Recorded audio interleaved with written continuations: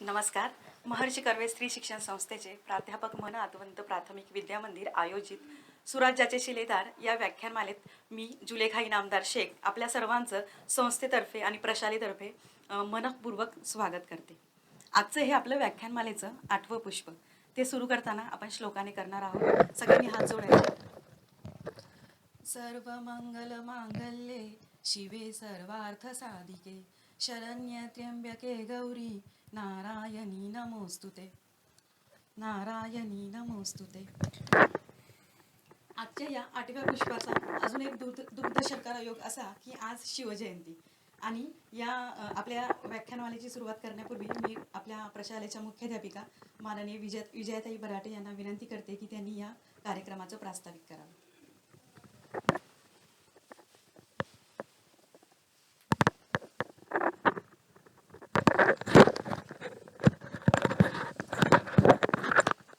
नमस्कार.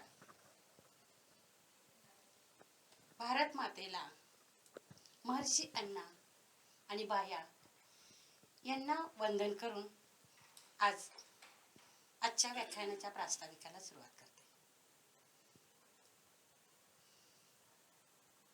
आज शिवजयंती सगळीकडे उत्साहात साजरी केली जात आहे. संपूर्ण देशामध्ये शिवजयंती उत्साहात साजरी केली जात आहे. तशीच आपल्याकडेही आज शिवजयंती उत्साहात साजरी केली जात आहे. शिवजयंतीचे औचित्य साधून आज आपण या ठिकाणी सुराज्याचे शिलेदार या व्याख्यानमालेचे 8वे पुष्प गुंफणार आहोत. आपल्या भारताचा इतिहास, आपल्या देशाची संस्कृती, आपल्या महाराष्ट्राचा इतिहास जाणून घेण्यासाठी आपण सुराज्याचे शिलेदार या व्याख्यानमालेला सुरुवात केलेली आहे. या व्याख्यानमालेची 7 पुष्पे आपण यापूर्वी गुंफलेली आहेत. अनेक व्याख्यात्यांनी आपल्याला वेगवेगळ्या शिलेदारांविषयीची खूप छान माहिती आपल्यापर्यंत पोहोचवलेली आहे. आज 8व्या पुष्पामध्ये आपण सुराज्याचे शिलेदार बाजीप्रभू देशपांडे व शिवा काशीद यांची अधिक माहिती जाणून घेणार आहोत.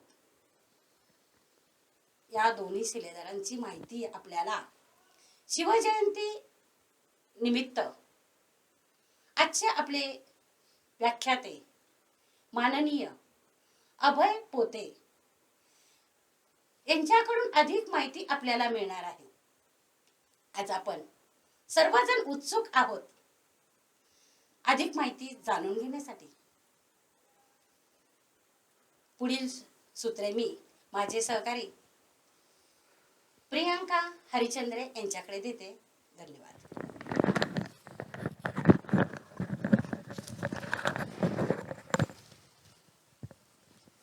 धन्यवाद ताई. सुराज्याचे शिलेदार व्याख्यानमालेचे आज आपण 8वे पुष्प गुंफणार आहोत आणि आजचे पुष्प गुंफण्यासाठी आपल्याला अतिशय उत्कृष्ट असे वक्ते आणि कलाकार लाभलेले आहेत. त्यांचा थोडक्यात परिचय मी तुम्हाला करून देते. सरांचं नाव आहे अभय विक्रम पोते. सरांविषयी सांगायचं झालं तर त्यांचं शिक्षण आबासाहेब गरवारे कॉलेज पुणे या ठिकाणी ते FY मास कम्युनिकेशनची डिग्री घेत आहेत. सर हे अतिशय उत्तम असे शिवव्याख्याते आहेत. छत्रपती शिवराय व इतर विषयांवर 150 पेक्षा जास्त व्याख्याने त्यांनी दिलेली आहेत. राज्यस्तरीय वक्तृत्व स्पर्धेत तृतीय क्रमांकाचे पारितोषिक सरांना मिळालेले आहेत आणि त्यामध्ये त्यांचा विषय होता छत्रपती शिवराय. अनेक कार्यक्रमांमध्ये अँकरिंगचे काम सुद्धा त्यांनी केलेले आहे. स्वरूप वर्धिनी या सामाजिक संस्थेच्या एका शाखेच्या शाखा प्रमुखाची जबाबदारी सध्या त्यांच्याकडे आहे. याचबरोबर चित्रपट क्षेत्रातील अनुभवही त्यांचा खूप चांगला आहे. 15 पेक्षा जास्त नाटकांचा दिग्दर्शनाचा अनुभव त्यांच्याकडे आहे. 3 शॉर्ट फिल्मचे लेखन, 7 शॉर्ट फिल्मचे दिग्दर्शन व प्रत्यक्ष अभिनयाचा अनुभव सरांकडे आहे. एका शॉर्ट फिल्मच्या प्रोडक्शन टीम मध्ये त्यांनी स्वतः काम देखील केलेले आहे आणि त्या शॉर्ट फिल्मला नॅशनल प्राईज सुद्धा मिळालेले आहे. असे आज आपल्याला लाभलेले वक्ते कलाकार अभय सरांचे स्वागत आपल्या शाळेच्या मुख्याध्यापिका माननीय सौ विजयताई बराटे यांनी करावे अशी मी त्यांना विनंती करते.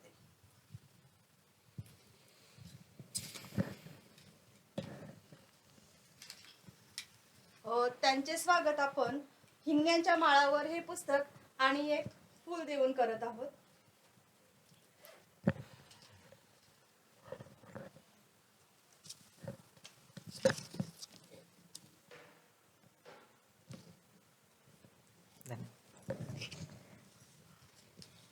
धन्यवाद ताई.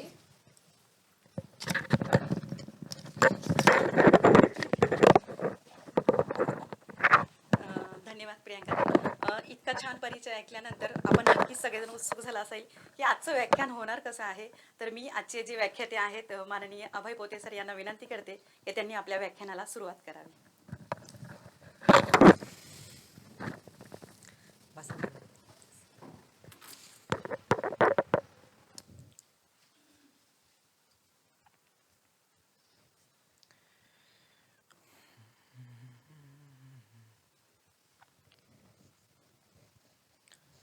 आई जगदंबेच्या पदस्पर्शानं पावन झालेल्या या पुण्यभूमीत ज्यांनी स्वराज्य निर्माण व्हावं हे देखणं स्वप्न पाहिलं त्या राजमाता राष्ट्रमाता माँसाहेब जिजाऊ. उभ्या महाराष्ट्राचं आराध्य दैवत छत्रपती शिवराय ज्यांनी हे स्वराज्य पुढे अबाधितपणे चालू ठेवलं ते धर्मवीर शंभूराजे. शिवरायांची रायगडावरील समाधी शोधून ज्यांनी पहिली शिवजयंती साजरी केली ते महात्मा ज्योतिराव फुले, भारतीय संविधान लिहिणारे डॉक्टर बाबासाहेब आंबेडकर आणि आपले महर्षी कर्वे श्री शिक्षण संस्थेचे संस्थापक महर्षी कर्वे या सर्व महापुरुषांना सर्वप्रथम वंदन करतो. मागाशी माझा परिचय करून देताना माझ्याबद्दल बऱ्याच गोष्टी सांगितल्या. म्हणजे मी एक कलाकार आहे, एक व्याख्यात आहे, पण माझं कर्तृत्व एवढंही मोठं नाहीये. छत्रपती शिवरायांचं कर्तृत्व कशाला बोलतात? छत्रपती शिवरायांचं कर्तृत्व. शिवरायांचं नाव आज छत्रपती शिवाजी महाराज की म्हटलं की एक छोटा मुलगा कुठलाही असू द्या त्याच्या ओठावर नकळत जय येतं, याला म्हणतात कर्तृत्व. छत्रपती शिवरायांचं कर्तृत्व आज एवढ्या मोठ्या प्रमाणावर का आहे? कारण छत्रपती शिवरायांनी इतिहास घडवला. छत्रपती शिवरायांनी माणसं जोडली.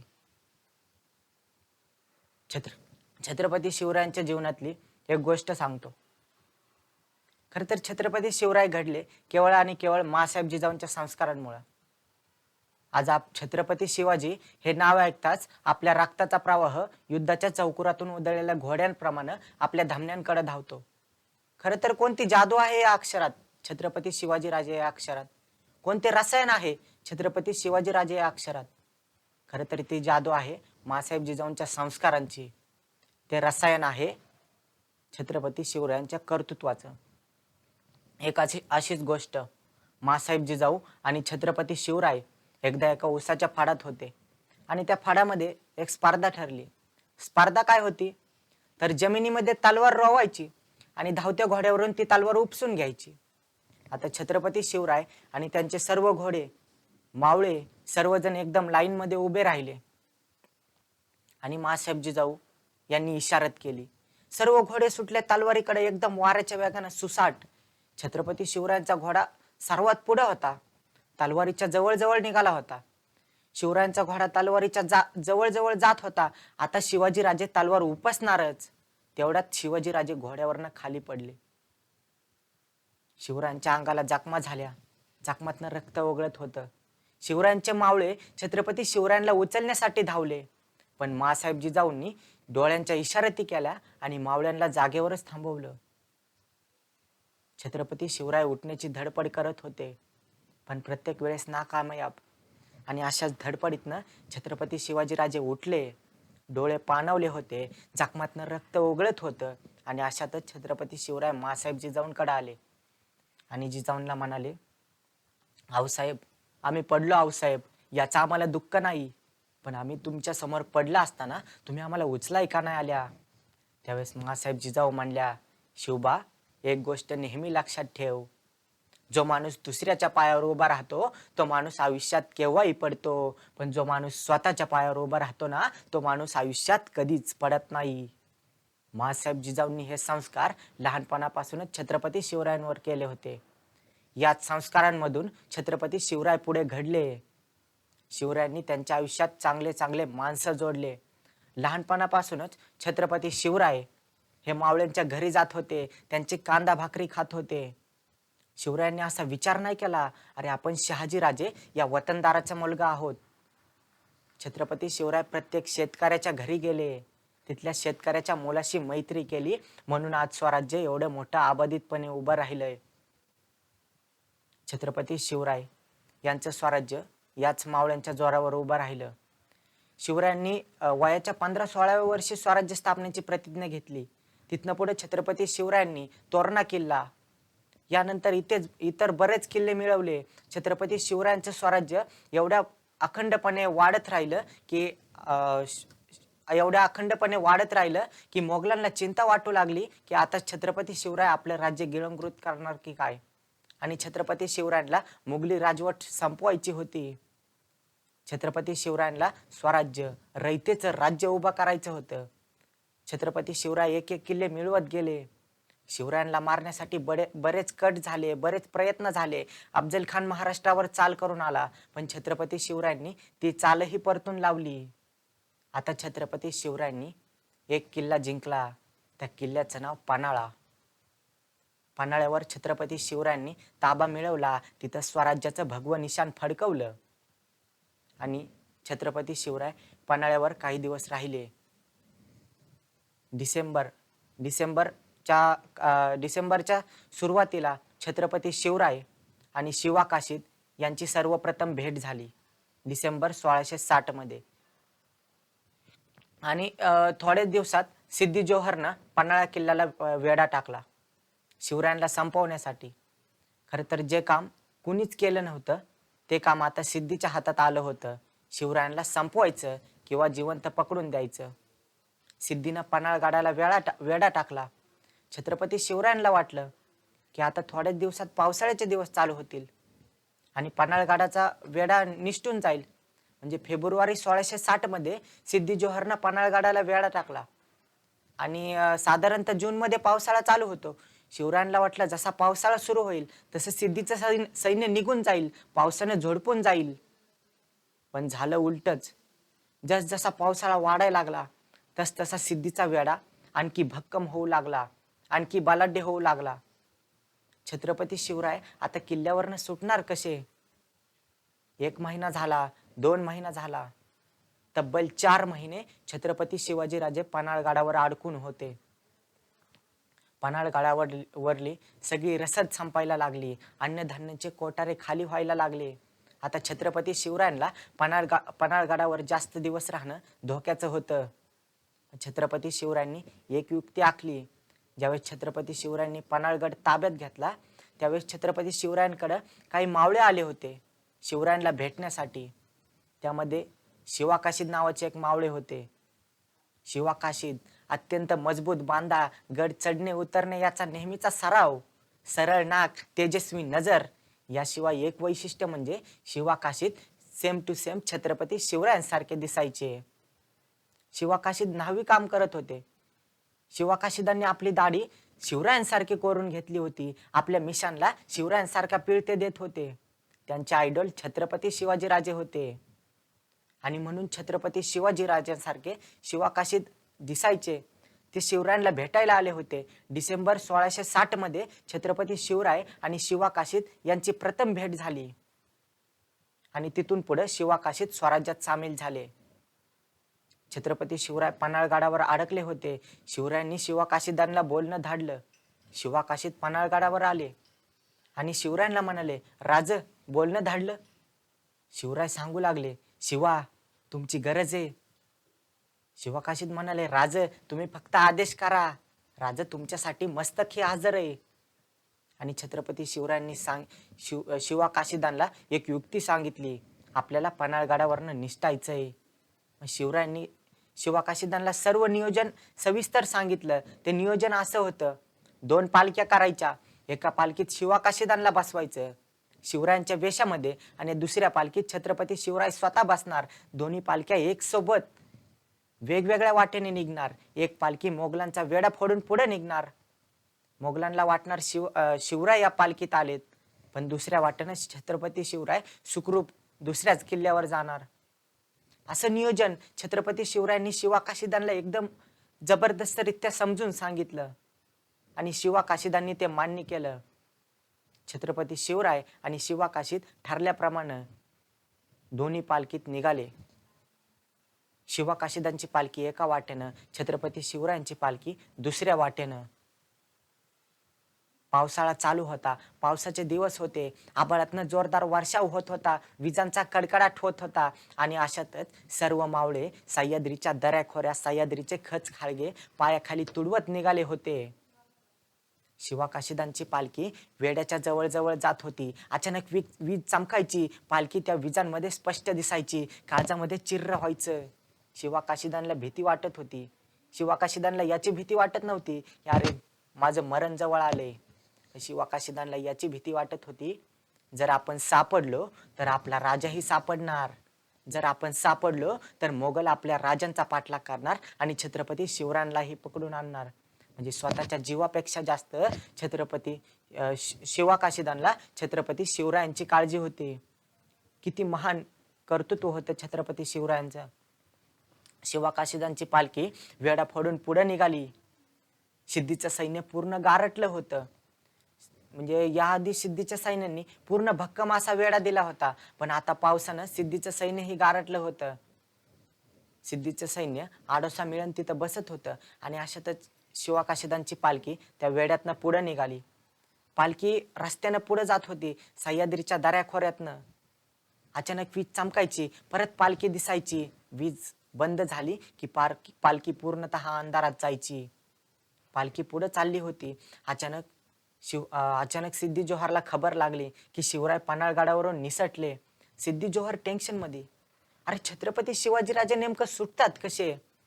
सिद्धी जोहरनं त्याच्या जावयाला छत्रपती शिवरायांना पकडण्यासाठी पाठवलं.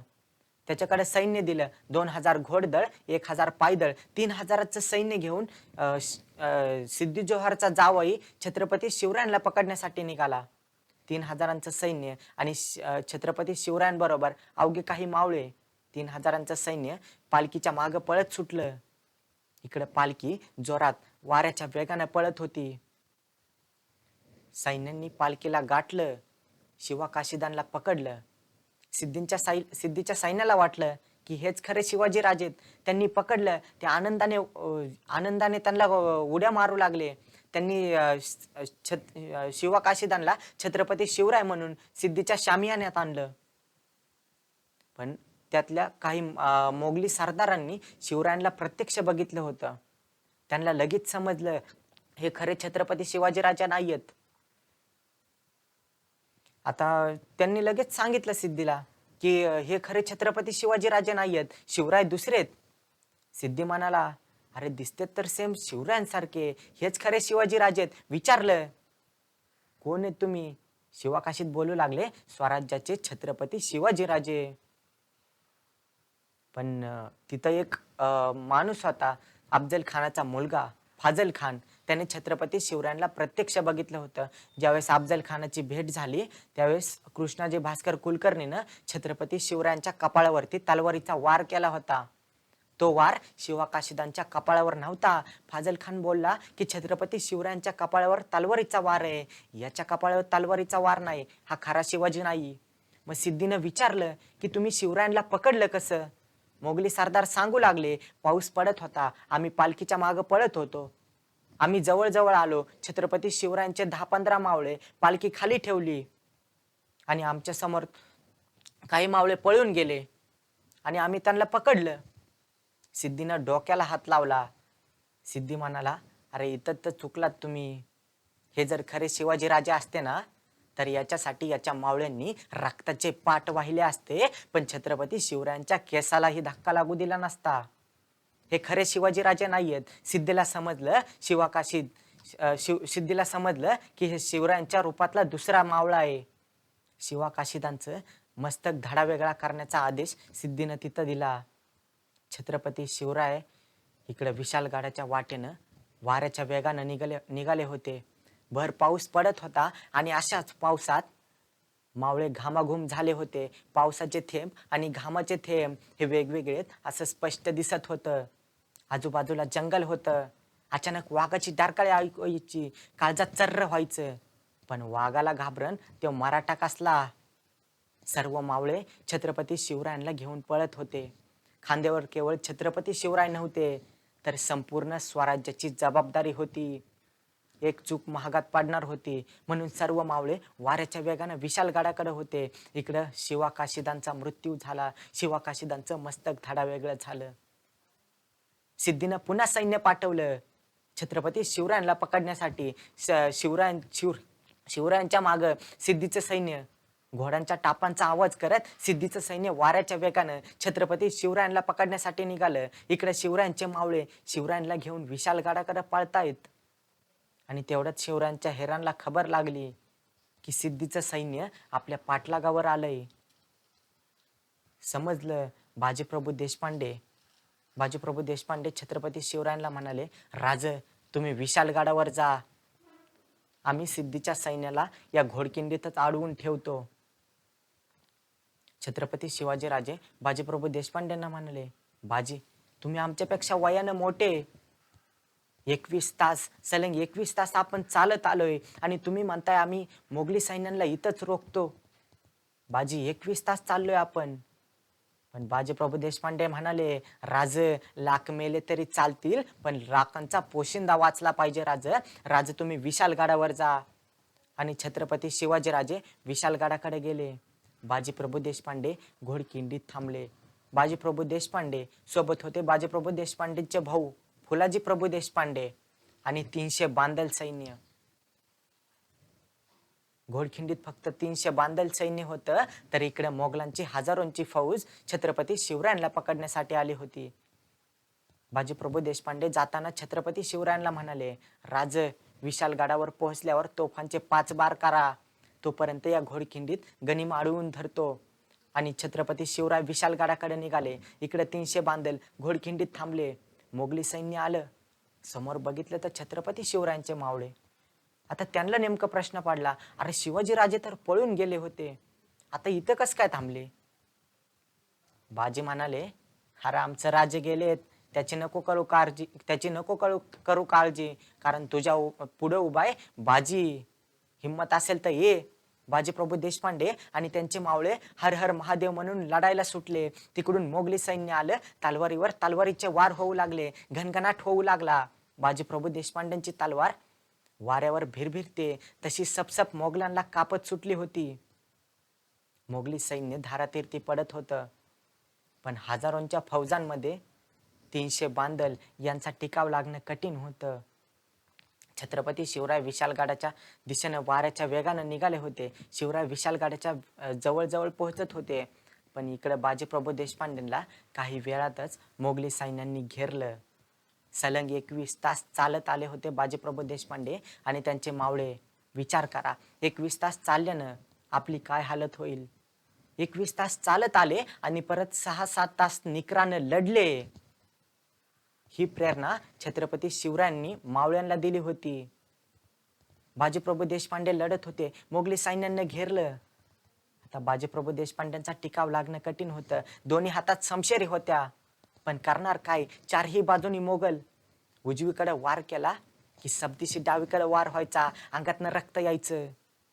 तो वार झेलण्यासाठी परत डावीकडे वार केला की परत उजव्या हातावर वार व्हायचा. तिकडनं रक्त यायचं. अचानक पाठीमागून वार व्हायचा. पाठीमागून पाठीतनं रक्त निघायचं.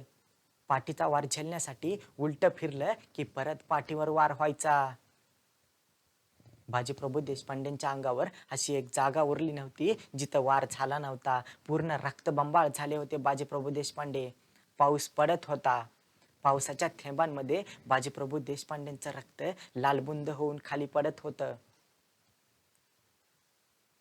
छत्रपती शिवराय विशालगडाच्या रोदानं विशालगडावर पोहोचले. इकडे बाजीप्रभू देशपांडेंचं मस्तक कापलं गेलं. तोफांचे 5 बार झाले. बाजीप्रभू देशपांडेंना समजलं राजे पोहोचले. त्यावेळेस बाजीप्रभू देशपांडे धाराथिरीती पडले. बाजीप्रभू देशपांडे यांनी एवढा मोठा इतिहास रचला. शिवा काशीद आणि बाजीप्रभू देशपांडे छत्रपती शिवरायांच्या जीवाला जीव देणारे मावळे होते. बाजीप्रभू देशपांडे शिवरायांना भेटले कुठे होते? ज्यावेळेस छत्रपती शिवरायांनी स्वराज्य स्थापनेची प्रतिज्ञा घेतली, शिवरायांनी स्वराज्य उभा करण्याचा निर्धार केला, त्यावेळेस छत्रपती शिवरायांनी आसपासच्या वतनदार आहेत त्यांना सगळ्यांना एक पत्र पाठवलं की मी शहाजीचा मुलगा शिवाजी रयतेचं लोककल्याणकारी हिंदवी स्वराज्य प्रस्थापित करू इच्छितो आणि तुम्ही आम्हाला या कार्यात मदत करावी आणि जर तुम्हाला ते मान्य नसेल तर आम्ही तुमच्यासोबत लढाई करायला तयार आहेत. आता हे पत्र बाजीप्रभू देशपांडेंकडे पोहोचलं. बाजीप्रभू देशपांडे त्यावेळेस हिरडस मावळ या प्रांतात होते. बाजीप्रभू देशपांडे रोहिडा किल्ल्यावर होते. बाजीप्रभू देशपांडेंकडे हे पत्र आलं की मी शहाजीचा मुलगा शिवाजी स्वराज्य प्रस्थापित करू इच्छितो आणि तुम्ही मला यात मदत करावी आणि जर तुम्हाला ते मान्य नसेल तर मी युद्ध करायला तयार आहे. बाजीप्रभू देशपांडेंनी दुसरा पर्याय निवडला. कुठला? युद्धाचा. बाजीप्रभू देशपांडेंनी शिवरायांना पत्र पाठवलं, शिवरायांना आव्हान केलं की आम्ही युद्ध करण्यासाठी तयार आहेत. बाजीप्रभू देशपांडे आणि छत्रपती शिवराय यांच्यात युद्ध होणार होतं.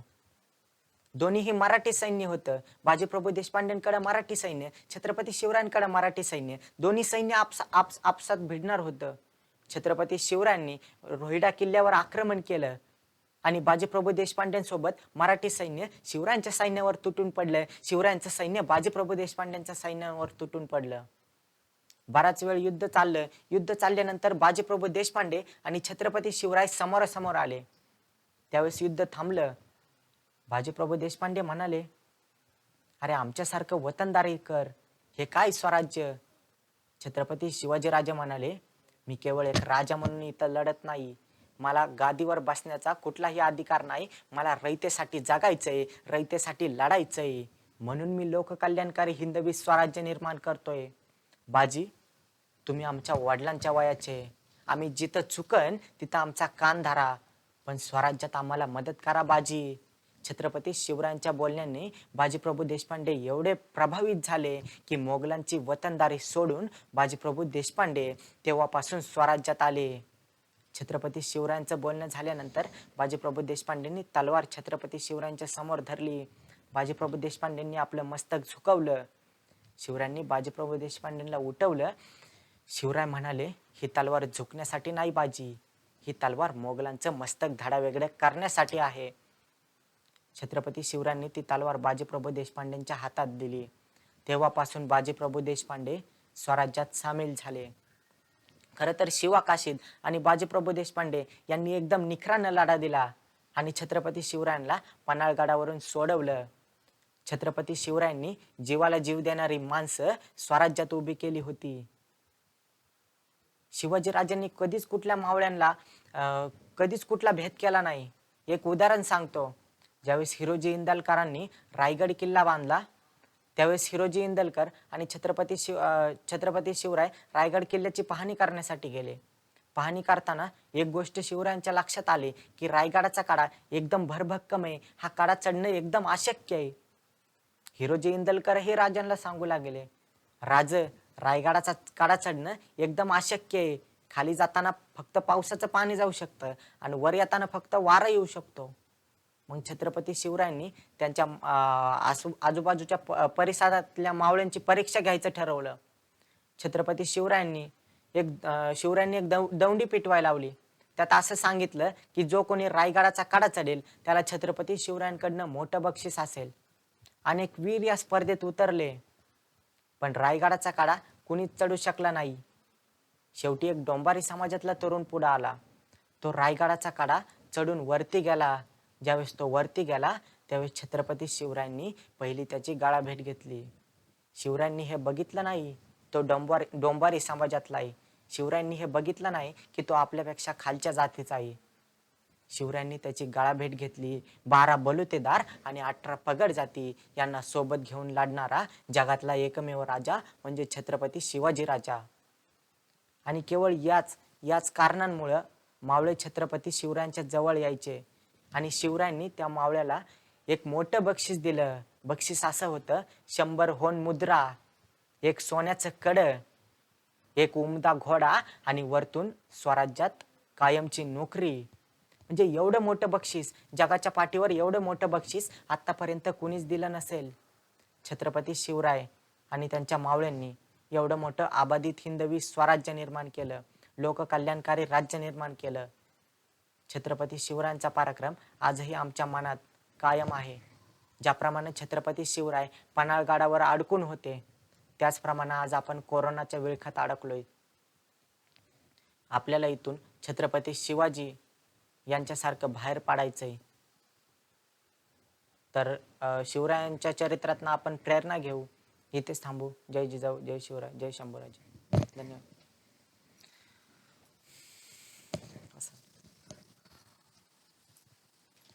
धन्यवाद. धन्य ती शिवभक्ती आणि धन्य ती शिवरायांची मावळे. भगव्या झेंड्याची धमक मराठ्यांची आग आहे, घाबरतोस काय कोणाला. भगव्या झेंड्याची धमक मराठ्यांची आग आहे, घाबरतोस काय कोणाला, एड्या तू शिवबाचा वाघ आहे. सर, तुमच्या व्याख्यानातून असं क्षणभर वाटत होतं की आपण त्या ठिकाणी उपस्थित आहोत. शिवाकाशीत काय परिस्थिती असेल, काय मानसिकता असेल ती परिस्थिती अनुभवताना, किंवा बाजीप्रभू देशपांडे, अगदी आम्हाला त्या शिवकालीन त्या काळामध्ये घेऊन गेलात.